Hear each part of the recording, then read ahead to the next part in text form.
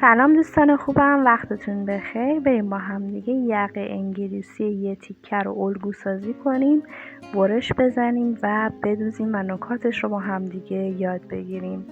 مدل یقه انگلیسی که میخوام پیاده بکنم یه تیکه هستش و فرم این مدل مانتو هست. الگوی اولیه جلو و پشت بالا تنه رو رسم میکنم. الگوی من بدون قنص هستش و فقط فاصون کمر رو داره. خب از خط وسط جلو یا خط CF به اندازه 5 سانتی متر فاصله میگیرم و یک دونه علامت رو میزنم.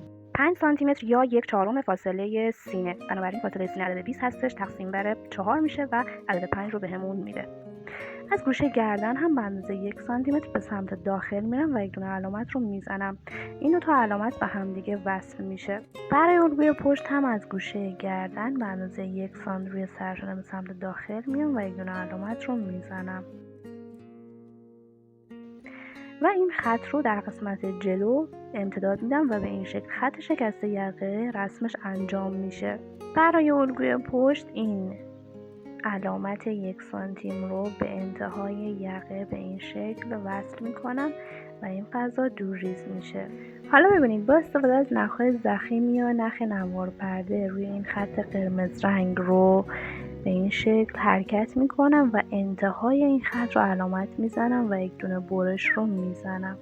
این خط دقیقاً از این نقطه تا این نقطه باید به اندازه همین نخ من باشه، یعنی دقیقاً اندازه‌شون باید کاملاً با همدیگه یکسان و برابر باشه، چون که انحنای یقه پشت با امتداد خط شکست یقه الگوی جلو باید با همدیگه کاملاً یکسان و برابر باشه.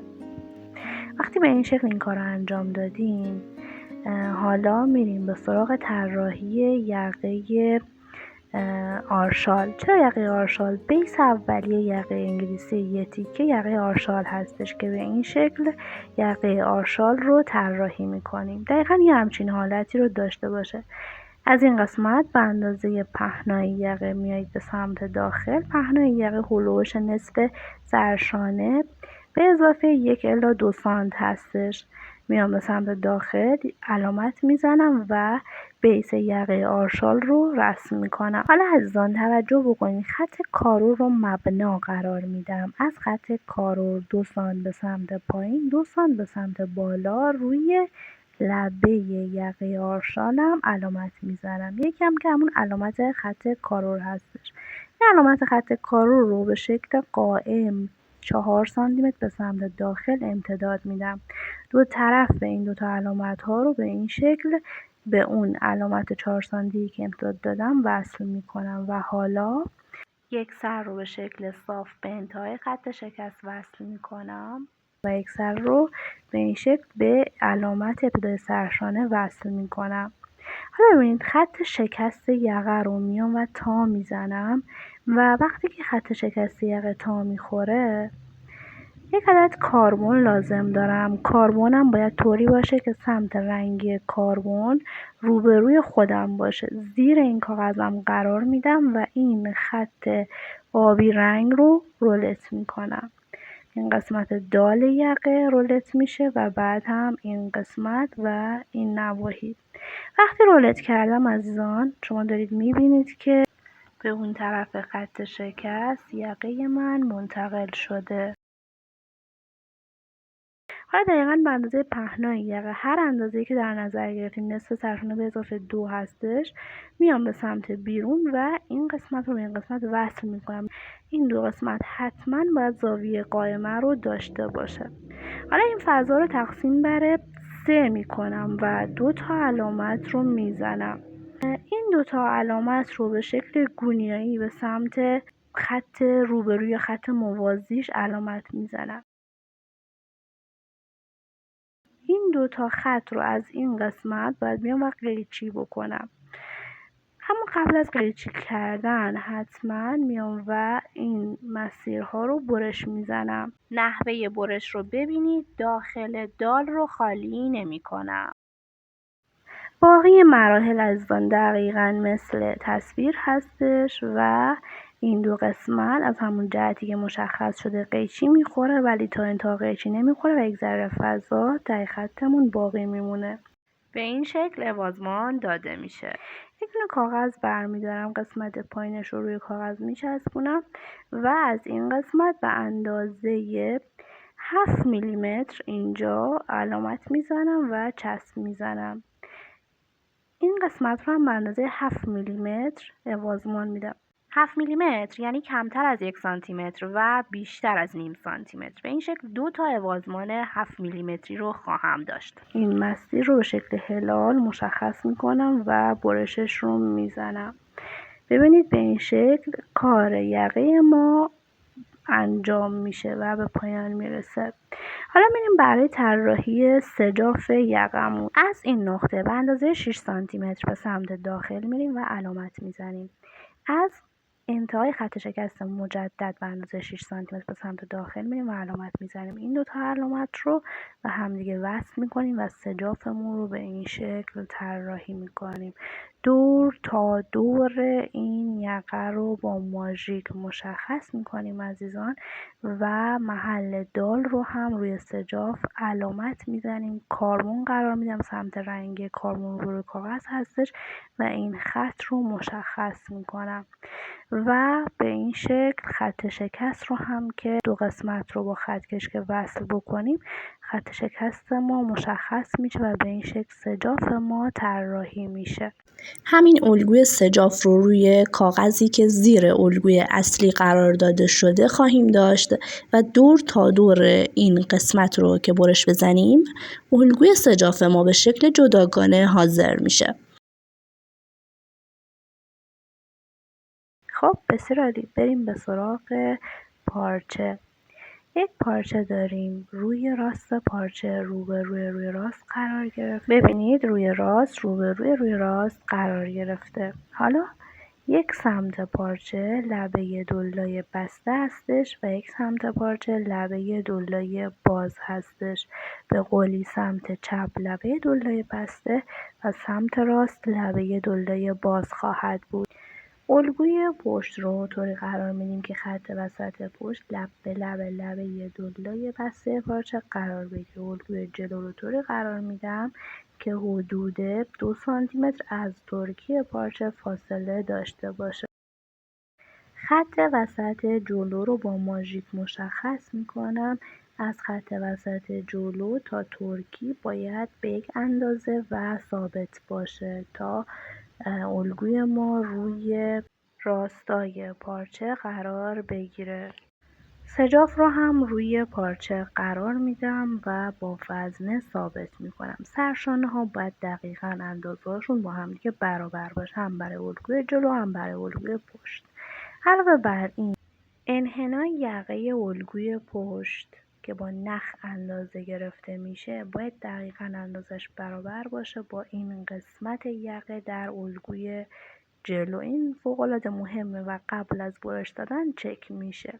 اما زمان برش با فاصله 1 سانتیمتر دور تا دور الگوها رو برش میزنم. دال سجاف الگو باید روی پارچه سجاف مشخص بشه. به این خاطر من یک لایه از سجاف ها رو بر میدارم و با نخ و سوزن این دال رو کوک میگیرم و یا اینکه با کاربن مشخص میکنم یا خودکار حرارتی، هر کدوم که راحت هستید، یا با سوزن ترگل این دال رو روی سجاف مشخص بکنید. روی قسمت چپ سجاف هم مشخص بکنید. علاوه بر این دور تا دور الگوی سجاف همین قسمت بالاشو فقط با خودکار حرارتی روی پارچه سجاف مشخص بکنید. این دور تا دور الگوی سجاف رو که مشخص میکنید و این خطی که میندازید که من هم انداختم، به این خط میگیم خط دوخت ما که برای دوخت زدن اهمیت داره عزیزان. حالا میریم به سراغ کاربن و رولت و همین خطایی که انداختیم روی پارچه سجاف منتقل میکنیم به روی اون الگوی دیگمون، چون دوتا سجاف روبروی همدیگه قرار داشتن دیگه طبق برشمون و روی راستشون هم روبروی همدیگه هستش. پس وقتی که دارم کاربن میکشم روی چپه سجاف خط دوخت مشخص میکنم.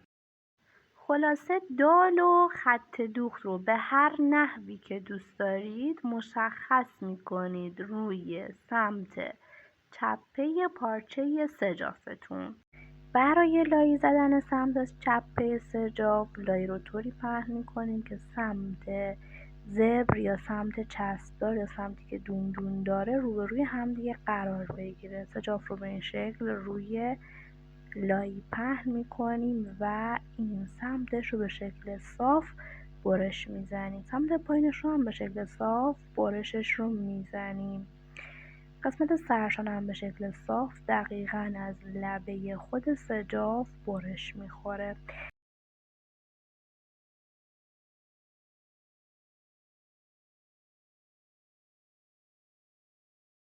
حالا سجاف رو بر میداریم و برای برش مابقی قسمت ها الگوی سجاف رو طوری قرار میدیم که لبه لایی تا لبه الگو در این قسمت ها 1 سانتیمتر فاصله رو داشته باشه.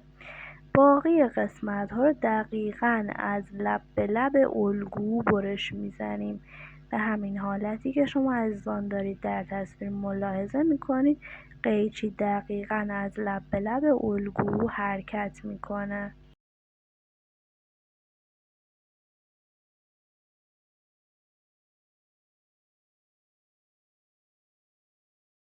وقتی که برش رو زدید سوزن تهگردار از روی پارچه سجاف باز میکنید و ببینید روی راست روی راست قرار گرفته و حالا لایی رو به این شکل قرار میدیم طوری که روی راست لایی یا روی که چسب نداره روی راست پارچه سجاف قرار میگیره.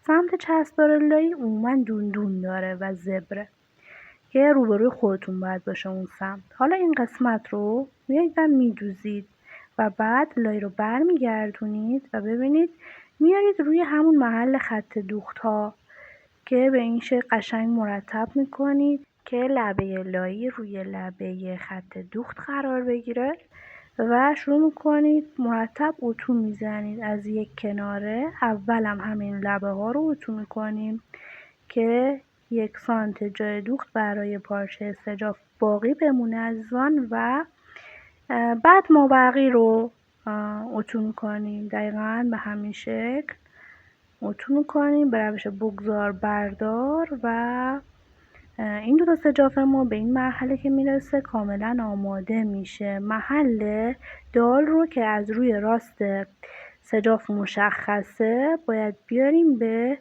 این قسمت لایی کاملا مشخص بکنیم با خودکار حرارتی. دور تا دور الگوی لباس رو با خط دوخت مشخص میکنیم، مخصوصا قسمت سرشانه و یقه و به این شکل این محل مخصوصا باید با خط دوخت مشخص بشه. حالا که با خط دوخت مشخص شد این قسمت سرشانه و انحنای یقه الگوی پشت رو هم با خط دوخت مشخص میکنیم و خط میکشیم. خب عزیزان ببینید چه اتفاقی میفته. الان سجاف ما حاضره. این دو تا قسمت برای الگوی جلو با هم دیگه وصل میشه. این قسمتی که مشخص کردم با کوک ریز چرخ این مسیر رو از روی خط دوخت میزنیم. حالا این دو قسمت رو باز میکنم و وقتی این دو قسمت باز میشه این لبه جای دوخت اتو میشه و به شکل کاملا باز در میاد.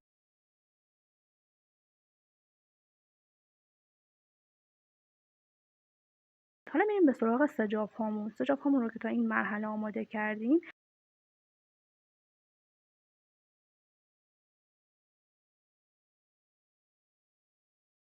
روی راست روی راست قرار میگیره و باز هم برای سجاف ها این مسیر رو میبریم زیر چرخ و با کوک ریز چرخ دوخت میکنیم.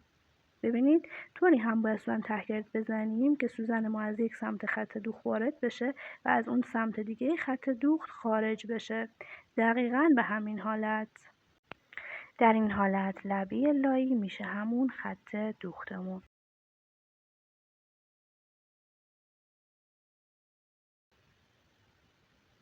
این مسیر دوخت میشه با کوک ریز چرخ.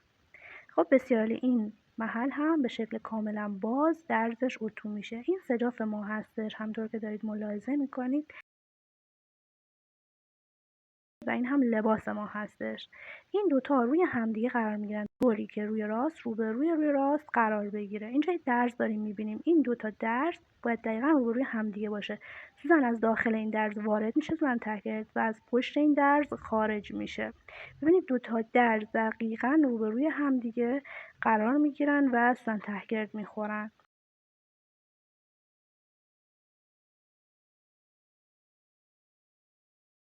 حالا چه اتفاقی میفته؟ حالا اتفاقی که میفته اینه که میریم بقیه قسمت ها رو هم سوزن تهگرد میزنیم و بعد از این مسیر شروع میکنیم به دوخت زدن و دال یقه رو هم دوخت میزنیم با کوک ریز چرخ و این دوخت ما از لبه لایی انجام میشه.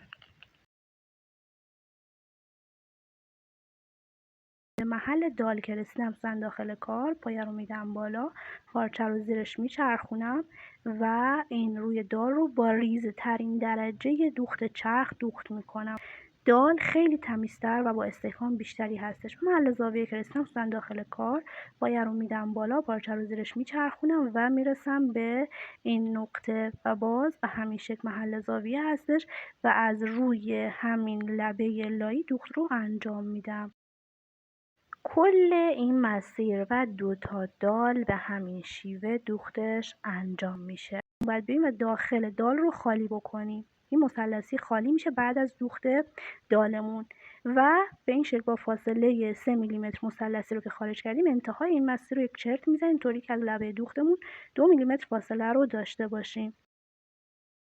از زنم توجه بکنید که لبه داخلی دال رو هویه میگیریم و بعد از هویه گرفتن میایم به سراغ این که حالا قسمت الگوی پشت رو به الگوی جلو وصل بکنیم. سرشانه الگوی پشت وصل میشه به سرشانه الگوی جلو، روی راست روبروی روی راست قرار بگیره. از این قسمت گوشه سوزن تهگرد وارد میشه و از قسمت گوشه متقابل الگوی جلو هم سوزن تهگرد خارج میشه. سوزن تهگردها رو طوری میزنیم که خط دوخت روبروی خط دوخت قرار بگیره و به این شکل سرشونه ها ثابت میشن. سرشونه سمت چپ رو که ثابت کردیم میریم به سراغ سرشونه سمت راست خودمون. باز هم سوزن تهگرد از یک سمت وارد میشه و سمت دیگه خارج میشه و به این شکل سوزن تهگرد میخوره و روی این سرشانه هم این سوزن تهگرد زده میشه. خب به این شکل وقتی این اتفاق افتاد میایم چی کار میکنیم؟ میایم و این مسیر رو از روی خط دوخت میزنیم و ببینید الان سوزن تهگرد رو زدم و بعدش از روی خط دوخت رو انجام میدم و ابتدا هم همین دوتا سرشانه به هم دیگه وصل میشه. اینجا دیگه کاملا به شکل واضح میبینید که از روی خط دوخت این دو قسمت یعنی روی خط دوخت سرشانه دوخت میشه.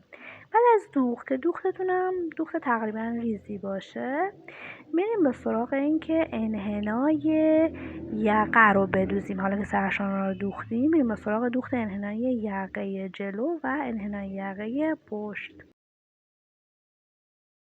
اما قبل از دوخت انحنای یقه جلو و انحنای یقه پشت حتما لازمه که بیایم این دو قسمت رو چرت بزنیم. یعنی الان شما دارید میبینید که اینجا محل انتهای دوختم هستش، تقاطع دوختم هستش، سجاف و یقه با هم دیگه روی جای دوختش چرت میخوره. قسمت جلو یعنی الگوی جلو سجاف و یقه این قسمت گوشه چرت میخوره روی جای دوخت و 2 میلیمتر تا خط دوخت فاصله باقی بمونه. یکی برای سمت چپ و یکی هم برای سمت راست. این گوشه چرت رو میزنیم. چرت روی محل جای دوخت الگوی پشت نمیخوره و فقط روی محل جای دوخت الگوی جلو و در قسمت سجاف و یقه زده میشه.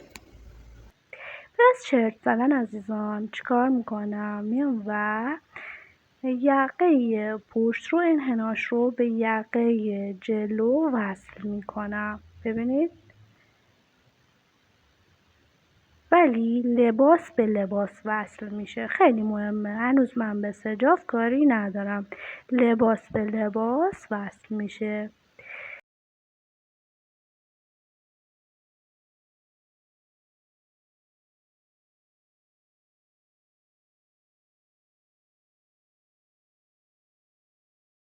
انحنای یقه پشت به انحنای یقه جلو لباس به لباس وصل میشه و این مسیر دوختش انجام میشه. کاملا هم با هم دیگه برابر هستن. دوخت از روی خط دوخت انحنای یقه انجام میشه.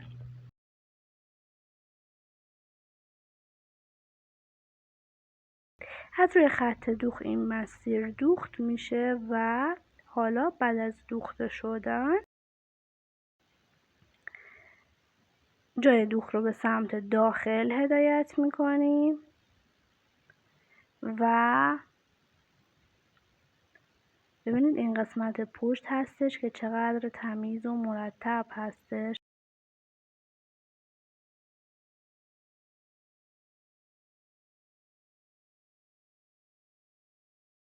جای دوخت رو از آن به سمت داخل هدایت میکنیم و سوزن تهگرد میزنیم.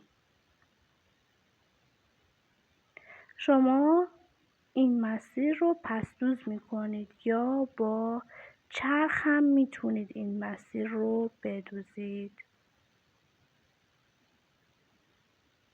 یعنی یک ردیف چرخ بکنید هر کدوم که راحتید، یا میتونید زانفیکس زیرش بزنید که بچسبه، یا چسب پارچه بزنید دیگه، هر کدوم راحت هستین قسمت رو فیکس میکنید. من همون پس‌دوز رو انتخاب کردم، خیلی با حوصله، همونطور که دارید ملاحظه میکنید.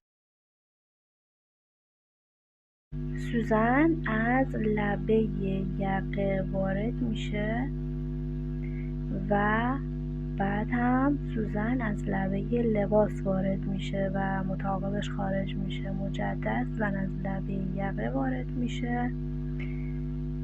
خیلی کوک ریزی و نخ همرنگ با پارچه باشه و به همین ترتیب ادامه میدیم و این مسیر رو میدوزیم.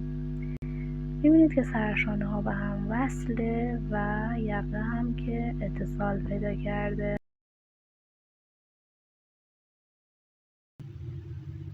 لباس من تا این مرحله حاضر میشه. بسیار عالی. خب اتفاقی که الان میفته اینه که میریم و برای دوخت پهلوها خودمون رو حاضر میکنیم. یقه ما تا این مرحله به این شکل در میاد. من آستینا رو هم آماده کردم و آستین رو هم به حلقه وصل کردم.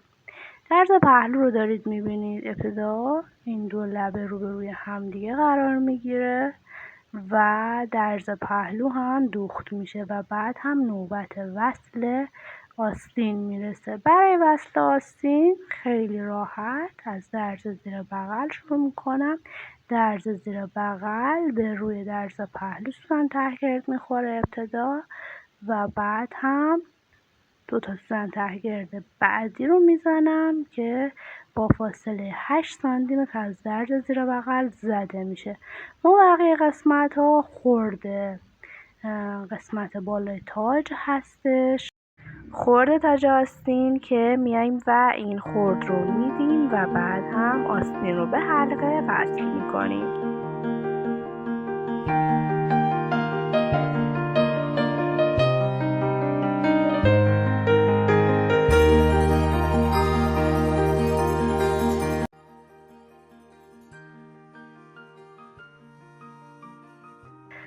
دور تا دور آستین رو هم به این شکل دوخت میکنیم.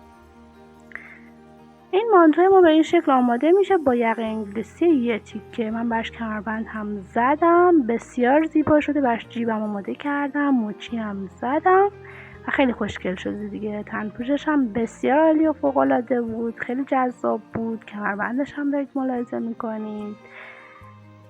امیدوارم شما عزیزان هم بدوزید، بپوشید و کلی لذت ببرید.